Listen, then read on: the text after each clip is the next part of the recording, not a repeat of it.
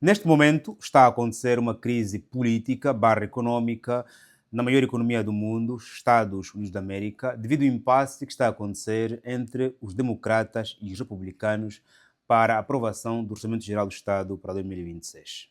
Os democratas querem mais financiamento para o programa Obamacare, questões de saúde, querem mais um budget adicionado à saúde, e os republicanos querem reduzir os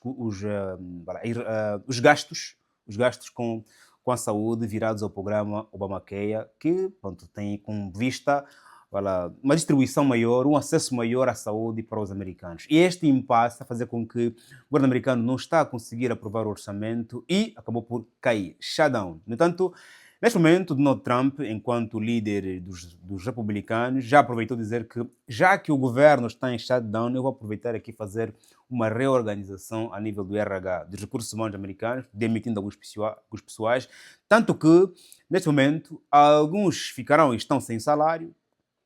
Alguns serviços estão paralisados, com exceção dos transportes, defesa e saúde. Outros serviços estão paralisados.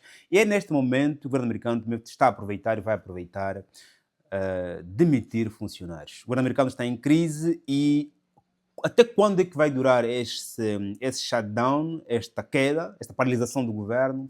E como é que é feita essa eleição? E como é que isso pode afetar a economia global e como pode afetar claramente os americanos? Fica aqui, se faz favor, até o final do vídeo para acompanharmos com mais cuidado este tema, que é muito sério, porque quando há um impasse na maior democracia do mundo, quando uma paralisação na maior economia do mundo, quando há um problema político e econômico na maior economia do mundo, ninguém escapa. Estamos aqui a olhar para a crise de 2008, que atingiu a Europa, grande parte também da África. Portanto, todos os problemas políticos e econômicos que acontecerem na América vão afetar o resto do mundo. E é importante que os americanos se entendam para que nós, enquanto capins, não possamos sofrer com esse shutdown.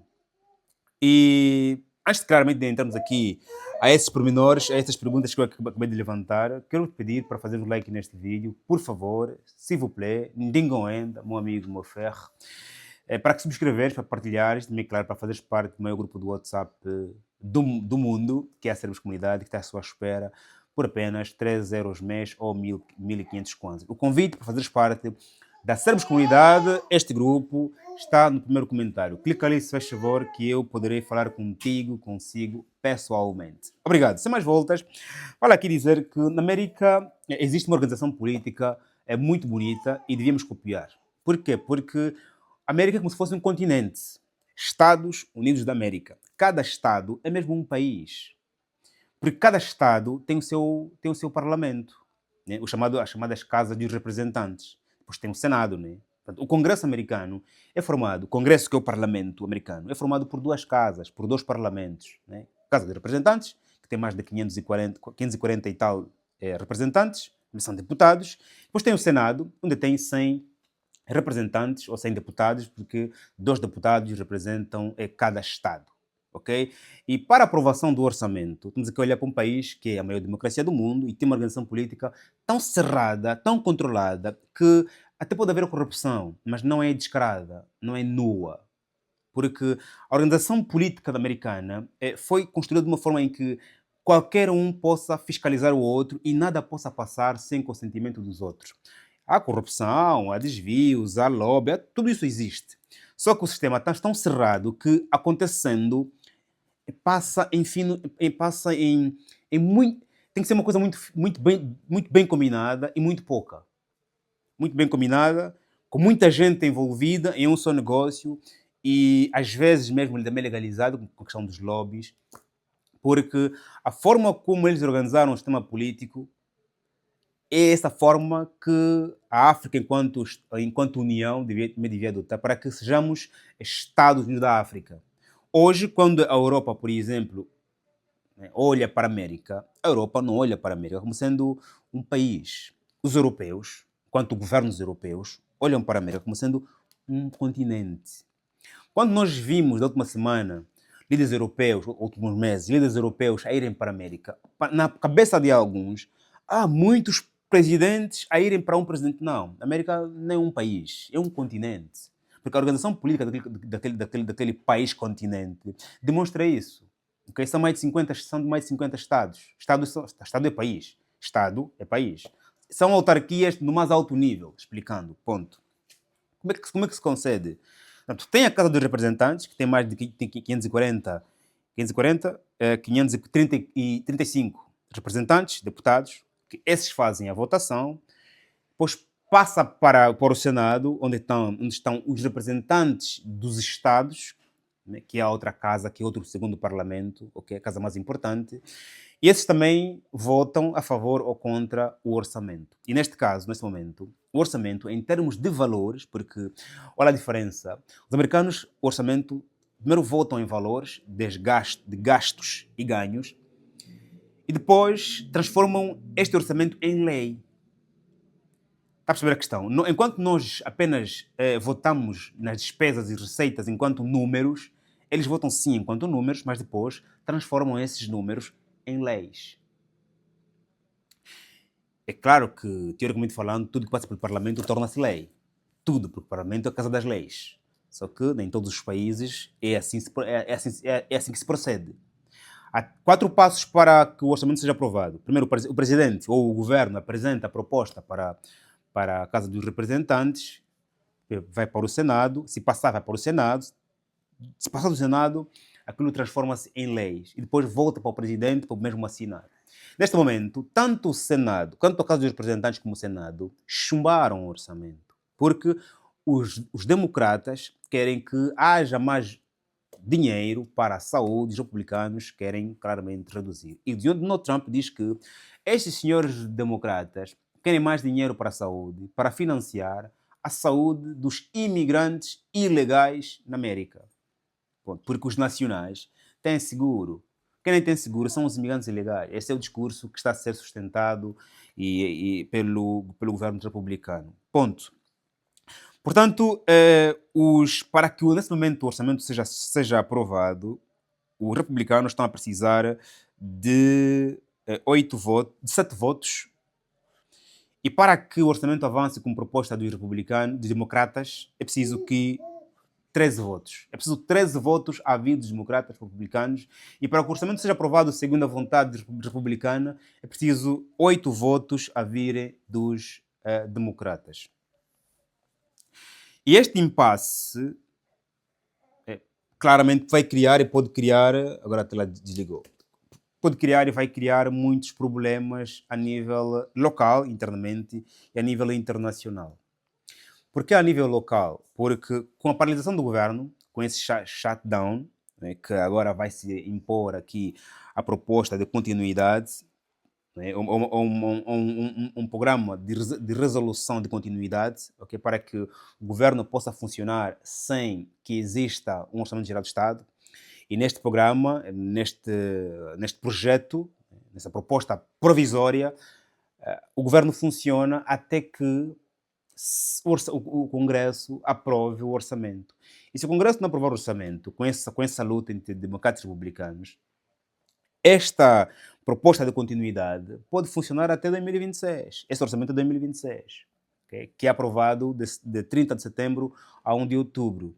Isso pode se arrastar até no próximo ano, até um dos lados tornar-se mais flexível, ou então até discutirem e encontrarem um acordo exato para que o orçamento seja claramente aceito. Eu estava a dizer que essa discussão pode sim criar imensos problemas para o resto do mundo. Primeiro porque estamos aqui a falar de uma economia americana que consome bastante de importações. Há muitas economias que produzem só para a América.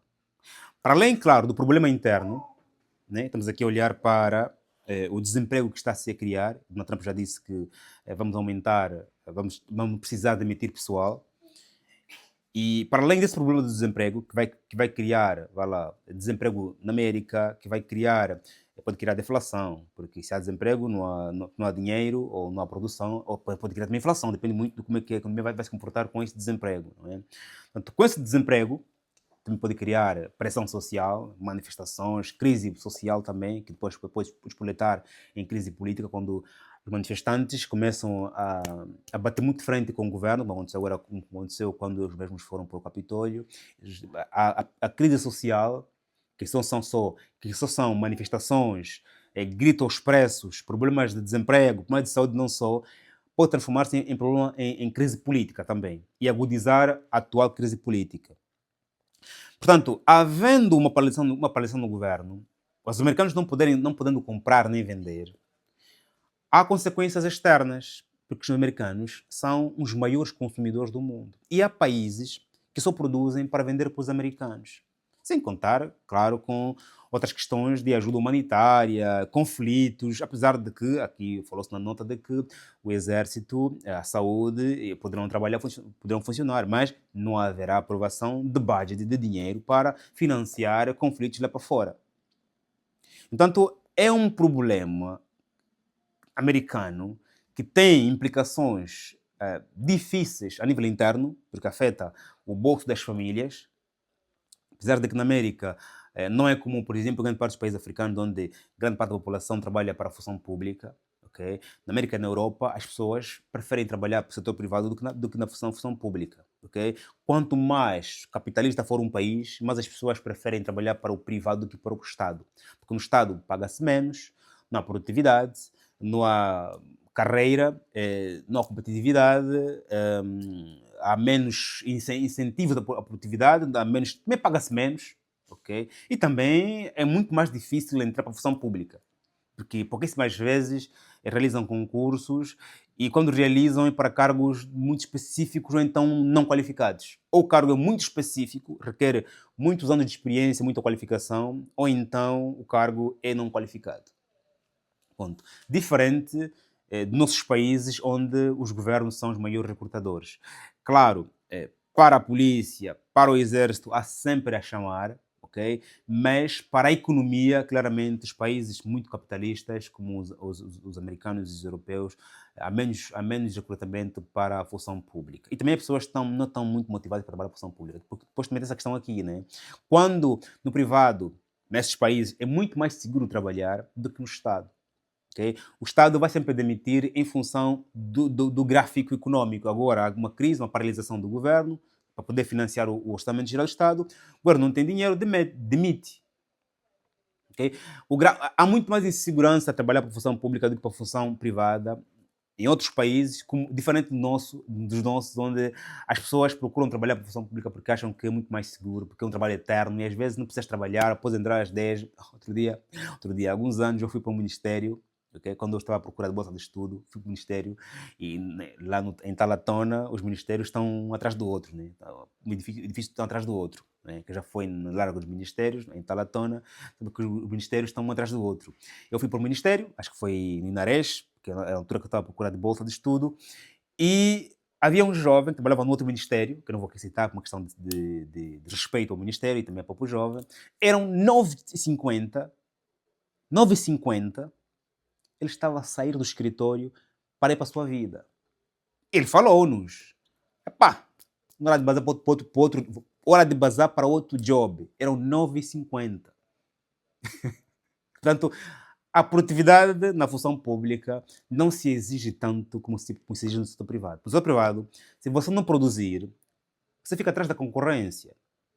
Okay? Ao passo que na função pública não se concorre com ninguém. Você está na função pública mesmo, trabalha só para o setor público, para as pessoas, que tal. Há setor público que se exige concorrência, produtividade. E há outros em que chegas, tranquilo. Portanto, esse problema norte-americano, que vai se elevando até que esse programa provisório se reanalise, mas que já há históricos vários de que na América se utilizou um programa, um orçamento provisório por muito mais tempo, ok? Acho que 2013, 2018 já houveram essas questões aqui, portanto não é novidade. A novidade é que em um momento difícil como agora, o desemprego é claramente um problema para o resto do mundo e também o consumo americano pode afetar outras economias que precisam exportar para a América. O governo americano pode não comprar porque não tem claramente como comprar este aquele produto em função da paralisação do orçamento. E tem mais, as famílias americanas também são grandes consumidoras.